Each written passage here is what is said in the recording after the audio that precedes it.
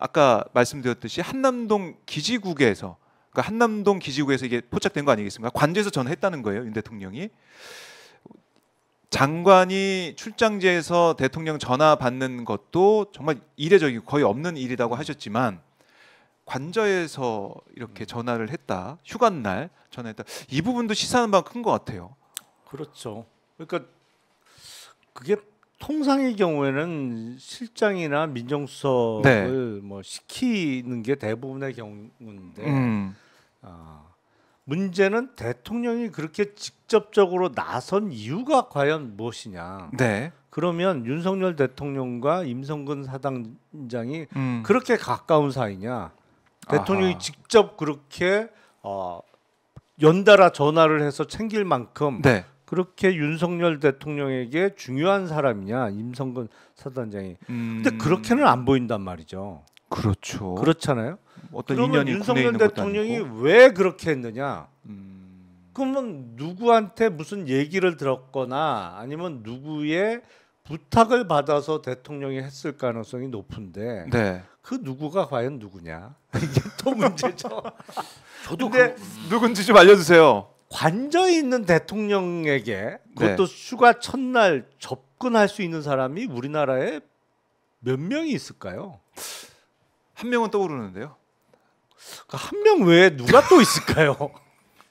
아니 그러니까 우리가 수많은 윤석열 정부의 상식적으로 이해하지 못할 괴이한 사건들이 일어나면 사실 합리적으로 그분 아니면 이런 일이 일어날 수가 없다. 아무 설명이 안 되는데 그런 일이 벌어지면 사실 그런 의심을 하잖아요. 사실은 이 사건이 일어났을 때 윤석열 대통령이 엄정하게 수사해라. 지휘 고하를 막론하고 철저히 수사하라. 그러니까 우리 박정훈 대령이 정말 지휘 고하를 막론하고 수사를 한 거예요. 명령을 받은 거죠. 처음부터 임성근 사단장하고 뭔가 연관이 있었으면 그런 말도 안 했을 뿐더러 처음부터 약간의 수사 가이드를 줬던지 조사 가이드를 줬던지 아니면 박정훈 대령 같이 강직한 사람한테 일을 안 시켰겠죠. 정말 해병대에서는 수사를 제대로 할 수 있는 사람한테 조사를 맡긴 거고 철저히 한 거예요. 그런데 뭔가가 수사가 진행되고 이상하네. 아니 누가 있지? 봤더니? 당사자가 뭔가가 움직였을 때 수사 대상자가 움직여가지고 뭔가 작업을 하다 보니까 나중에 허둥지둥 일을 처리하다 보니까 대통령까지 급하게 나섰을 뿐이 없었고 왜냐하면은 이미 사건이 이렇게 진행된 사항인데 이걸 되돌리려면 그 중간 과정에 있는 사람들이 바보가 아니에요. 그렇죠. 다 기록이 남잖아요. 그러니까 장관을 움직일 수 있는 사람이 누구냐? 급하게 이렇게 된 거 아니겠습니까? 그러면 이 사항에 관련해서 대통령하고 뭔가 그런 급박하게 거칠게 조사에 개입할 수 있게 할 수 있는 사람이 누구냐? 그 사람이 누구냐? 이게 정말 궁금한 거 아니겠습니까? 그 누구냐가 벌어들인 이 괴이한 일 때문에 공당인 국민의당 의원들이 전부 다 가서 부결표를 던진 게 이게 사실인데 그러니까 벌거벗은 임금님 얘기가 나오는 거 아닙니까? 다 알면서 끌려가고 있는 이러한 모습들.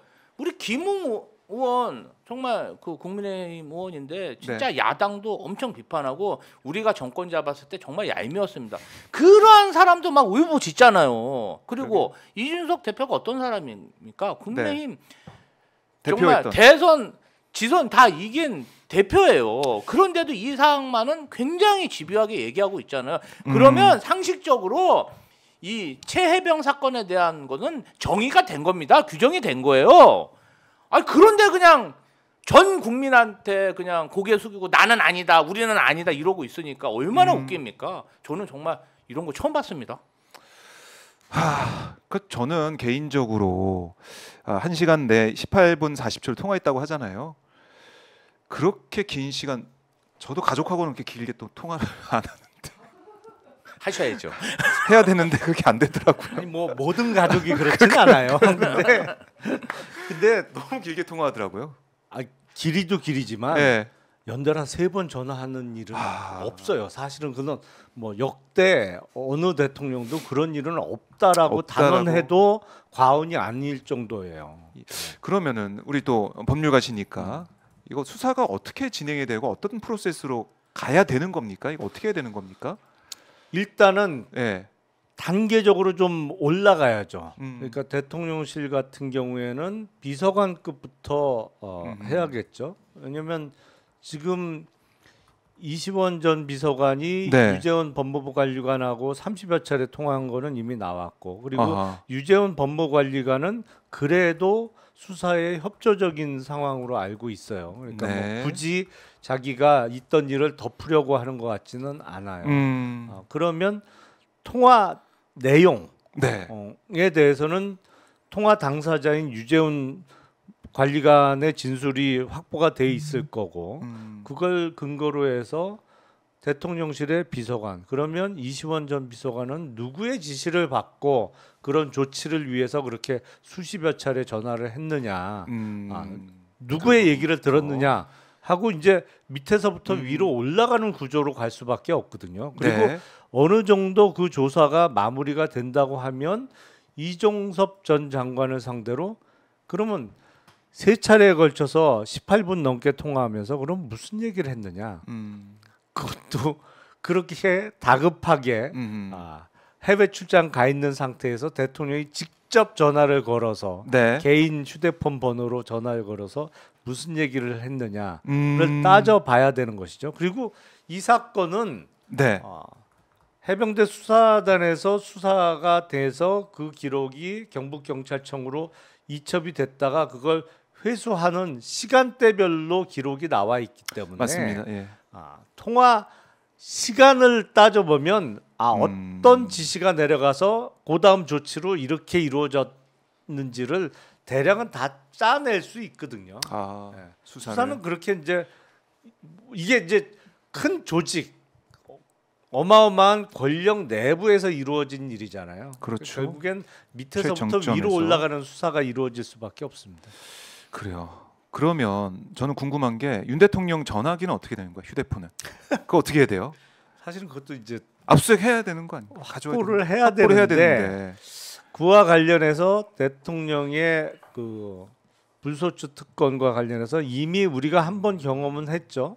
이제 현직 대통령에 대한 기소는 못하더라도 수사는 진행할 수 있는 수사는 할 수 있다라는 게 있는데 그 부분에 대해서 이제 이건 법률적인 쟁점이기는 합니다만 네. 수사가 임의 수사만 가능하냐 아니면 강제 수사까지 가능한 거냐 그건 좀 논란이 수사. 있을 수 있겠죠. 네. 이제 강제 수사라는 것은 본인의 동의 없이 뭐 압수수색 영장에 의한 압수라든지 아니면 뭐 긴급 체포 같은 게 가능하냐? 그건 조금 법률적으로는 법률가들 사이에 논쟁은 있을 수 있을 것 같아요. 일단은 수사는 가능하지만 강제적으로 이게 가능하냐? 이제 임의 수사까지냐, 강제 수사까지 가능한 거냐? 그걸 봐야 된다. 근데 폰에 비밀번호 걸려 있지 않을까요? 어떻게 보세요? 20개 이상 걸려 있지 않을까 싶고요. 못 볼 것 같은데. 아니 근데 한동훈 전 장관하고는 약간 다른 캐릭터니까. 아니 그리고 진짜 대통령 전화를 받았다는 여권 인사가 너무 많더라고요. 그래서 사실은 조금만 이렇게 윤석열 정권이 힘이 빠져도 녹취록이 정말 대량으로 그렇네. 퍼지지 그럴 않을까. 수 있겠네요. 정말 여기저기 전화해가지고 뭐 이번에 사실은 대통령 탈당설도 나 이렇게 국민의힘이 나를 안 따라주면 나 정말 이놈의 당 확찜에 얘기했다는 거잖아요. 그러니까 그런 얘기들을 하다 보니까 여권 인사들이 이제 오히려 국민의힘 의원들 협박을 한 거죠. 참 누가 누구를 협박하는지 모르겠는데 그러고 앉아 있습니다. 철없이. 그래서 이게 리스크가 되겠네요. 이 폰이 또. 아니 그리고 막 정치 현안에 수시로 개입했다는 의혹이 있잖아요. 이준석 대표 몰아냈다고 체리 따봉 이준석 대표 몰아내니까 좋다고 체리 따봉 보내고 이런 게 어떻게 보면은 정치 개입 아닙니까? 그렇죠. 예, 그래서 그거부터 다 따져봐야겠네요. 정말 그 폰이 풀리면 근데 좀 진짜 너무 망신스럽네요. 우리나라 국격이 떨어지는 소리가 들립니다. 어쩌자고 그러시는지. 결국 이 최혜병 특검법에 그러니까 최혜병 순직 사건의 외압 의혹, 수사 외압 의혹, 또 이제 이종수 장관은 왜 보냈는지 등등해서 여러 의혹의 최정점에 이제 윤 대통령 가게 된 거 아니에요? 그렇죠. 결국 윤석열 대통령을 조사하지 않고는 진상을 규명할 수 없게 된 상황까지 왔다.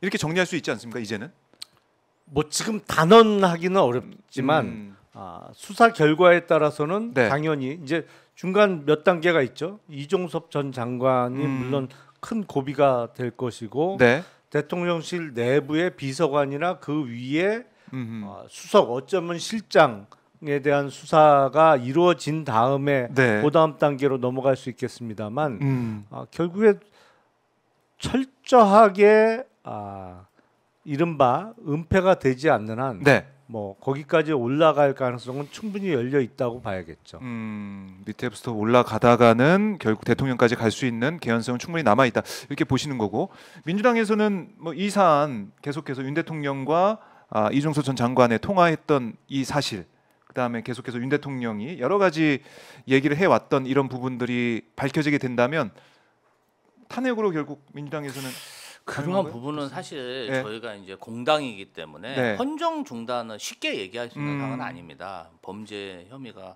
좀 어느 정도 구체화되고 네. 국민 지지가 있어야 그런 게 가능하잖아요. 그런데 이제 저희가 어쨌든 지금 국정을 주도하는 건 저희 민주당이거든요. 그래서 그렇더라고요. 지금 보면은 그렇기 때문에 여당 역할 하더라고요. 예, 이게 책임감을 가지고 또 여러 가지 사항을 고려해야 되기 때문에 네. 다른 여당과는 조금 입장이 다르고 어쨌든 진상 규명에 최선을 다하고 저는 빨리 국정조사라도 좀 했으면 좋겠어요. 그래요. 진상은 규명해야 된다. 이거는 뭐 22대 국회 제일 큰 과제다라고 볼 수 있겠고, 오늘 조국 혁신당 같은 경우는 1호 당론으로 법안으로 한동훈 특검법을 발의를 했더라고요. 한동훈 특검법, 이게 뭐 제도될 수 있을지 모르겠지만 어쨌든 한동훈 전 장관에 대한, 한동훈 위원장에 대한 여러 가지 의혹을 또 밝혀야 된다, 이런 얘기를 하고 있고, 그러다 보니까 한동훈 위원장이 국민의힘 당권 도전을 할까 안 할까, 여기에 대해서도 여러 갑론을박이 있는데 의원님께서는 어떻게 보십니까? 한동훈 저는 할 위원장이 가능성이 매우 높다고 봐요. 할 것 같아요. 나온다. 예. 근데 나오면 이런 거 아니에요? 친윤의 옷을 입고 나오는 게 아니라 비윤의 옷을 입고 나올 수밖에 없는 거 아닐까요? 그렇죠. 비윤의 옷을 입고 나온다. 당연히 그래야죠. 아니 캐비넷이 막 입고 그런 거 아니에요? 한동훈 캐비넷 이런 거? 캐비넷은 서로 있잖아요. 서로 있어. 서로 있기 때문에 예. 아마 서로 보면서 열기 쉽지 않을 거요. 그리고 다 망한다. 제가 보기엔 한동훈 전 위원장이 만약에 당 대표가 되면 네. 덜 얻어맞을 거예요. 근데 아무 직책이 없다. 네. 그냥 맨몸이다. 그야말로 홀로 야인으로 지낸다. 그러면 무지하게 얻어맞을 거예요. 약간 그런 캐릭터거든요. 그래요? 진짜 캐비넷이 풀릴 수도 있거든요. 진짜 무명으로 있다 보면. 아니면 차라리 그냥 국내 정치하고 상관없는 해외로 나가든지 절로 가든지 네. 뭐 군대를 재입대하는 것도 방법이겠네요. 뭐 그런 방법도 있겠지만 현실 정치 이렇게 언저리에 있다 보면은 네. 윤석열 사실은 그 한동훈 쪽이 네. 작년 12월 1월 당 대표가 된 이후에 한동훈 친한 그룹? 위원장의 네. 그 어떤 측근 그룹은 김경률 비대위원이 네. 김건희 여사를 마리 앙뚜아네트와 비교하면서 뭔가 그 리스크를 좀 부각시켰고 또 송경호 서울중앙지검장이 소환을 어필을 했고 그렇죠. 그러한 사항이 어떻게 보면은 작전으로 보일 수 있거든요. 뭔가 검찰발 이슈 이런 어떤 문제의 이슈들을 이제 김건희 여사 쪽으로 돌리면서 김건희 여사만 없으면 우리가 잘할 수 있는데 저분 때문에 자꾸 괴이한 일이 벌어지고 네. 범죄 리스크가 너무 크다. 아하. 저기를 어떻게 제거하고 도모하자는 뭔가 좀 조직적인 움직임이 보였다는 의심이 대통령실에 있었기에 한동훈 위원장 보고 사퇴하라는 압력이 있었고 당시에 이후에 그 검찰 인사로 한동훈 라인을 쳤다는 그런 게 정설이지 않겠습니까? 그러니까 이 김건희 여사 이제 관련된 뭐 비선 실세대 비선 라인들과의 뭐 알력이 있었다 뭐 이런 얘기는 계속 나왔었는데 한동훈 위원장이 과연 또 정치 일선에 복귀를 해가지고 여당 대표로서 역할을 할지 말지 그 등장을 안 막을 것 같은데요, 대통령실 쪽에서는 관저에서는 반기지 않을 것 같은데요, 한동훈 위원장의 등장을. 그거야 당연하죠. 그리고 대항마를 세우려는 시도 정도는 할 수 있을 것 같아요. 그리고 지금 국힘 내부에 보면 그런 상황이 오면 전대에 출마하려고 준비하는 사람도 분명히 있어 보이거든요. 그러니까 예를 들어서 지금 본인이 먼저 전당대회 당대표로 출마하겠다고 선언하기보다는 한동훈 전 위원장이 당대표로 나올 것 같은 상황이 되면 용산에서 한동훈은 우리가 껄끄럽지. 네. 그러기 위해서는 뭐 차선책으로 누군가 내세워서 이 사람을 당대표로 만들어 보자라는 조직적인 움직임이 나올 때를 기다리고 있는 사람들이 분명히 있거든요. 예. 그렇게 되면 싸움이 되겠죠.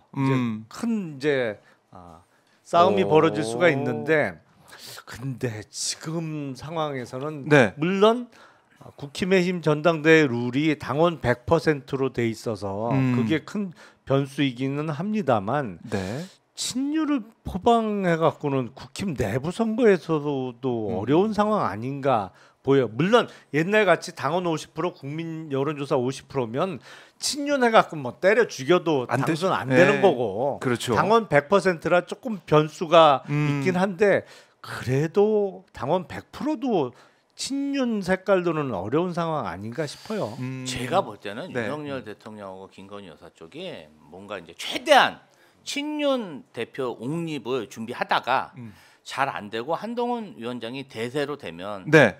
또 조용히 또 대통령실로 초대해갖고 그럴 것 김치찌개와 계란말이를 붙여주면서 그동안 우리가 너무 소원했지. 우리 한번 옛날 인연도 있으니까 잘 좀 봐주십시오. 아주 깍듯이 대하면서 그동안의 일들은 약속 대련이다 이러면서 한동훈 위원장한테 비루한 정권의 그런 생명을 부탁하지 않을까. 그럴 가능성도 아주 높습니다. 윤석열 캐릭터로 보면은 그럼요. 그럴 가능성도 있다. 충분히 가능한 시나리오라고 생각을 하고 그걸 알기 때문에 한동훈 전 위원장도 출마를 준비하려고 하는 거 아닌가 싶어요. 충분히 가능한 시나리오예요. 이재명 대표 이렇게 쪽에도 뭔가 비선 라인 함성도 교수를 보내서 우리 정권 때 이재명 대표를 수사한 게 아닙니다. 처음에 이렇게 얘기하고 충격적이더라고요. 그것도. 제일 중요한 거는 부부 모임 골프도 같이 치자. 아니 이게 지금 다 일주일에 3번 재판 받고 그냥 김혜경 여사까지 그냥 그 망신을 주고 그렇게 해놓고는 그런 사람들이기 때문에 그리고 뭐 경쟁자들을 중용하지 않겠다. 그거죠. 실제로 제일 핵심은 그거죠. 실제로 원희룡 안 전 했어요, 지사가 부서졌죠. 세댔어요. 지금 완전 붕 떴어요. 그래갖고 지금 막 어디 지금 진짜 구청이 아니라 막 전국을 돌아다니면서 여기도 기웃대고 저기도 기웃대고 그렇게 된 거 아닙니까? 잘한다고 열심히 한다고 아니 개항까지 보냈다가 그냥 바로 팽 시켜버리고 앞뒤가 다른 모습. 예, 그렇기 때문에 한동훈 위원장도 그걸 너무 잘 알아서 어떻게 하든 대표가 되려고 노력을 할 것이고 대표가 만약에 되고 대세가 되면 친윤들이 정말 현재와는 다른 180도 다른 모습으로 홍준표 대구시장을 제명할 수도 있다. 그 사람들이 보면 저는 그 아내의 유혹 있잖아요. 점 하나 찍고 순식간에 돌변하니까 저는 뭐 하는 건지 모르겠습니다.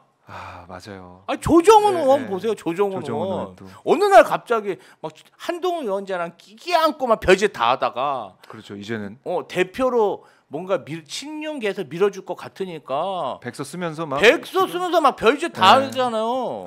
그러다가 또 정말 한동훈 전 위원장이 만약 당 대표가 되면 또 달라지고. 빠른 태세 전환.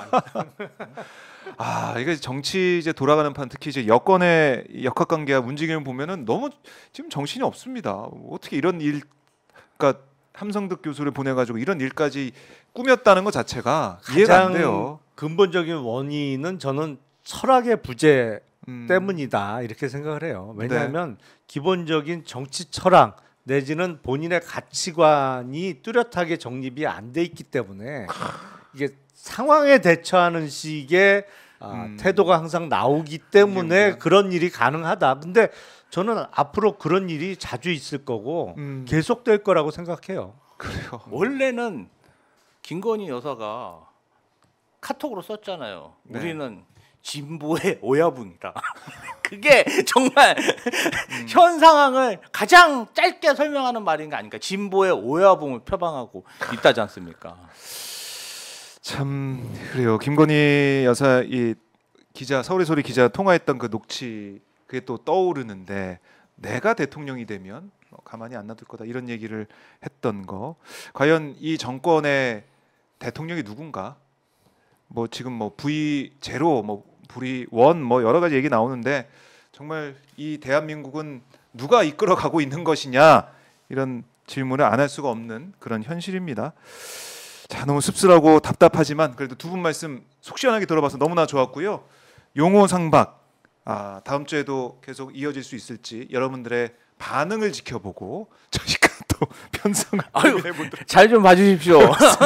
구독자 여러분. 네, 응원하신 분들 댓글 많이 달아주시고 좋아요 버튼도 많이 눌러주시면 고맙겠습니다.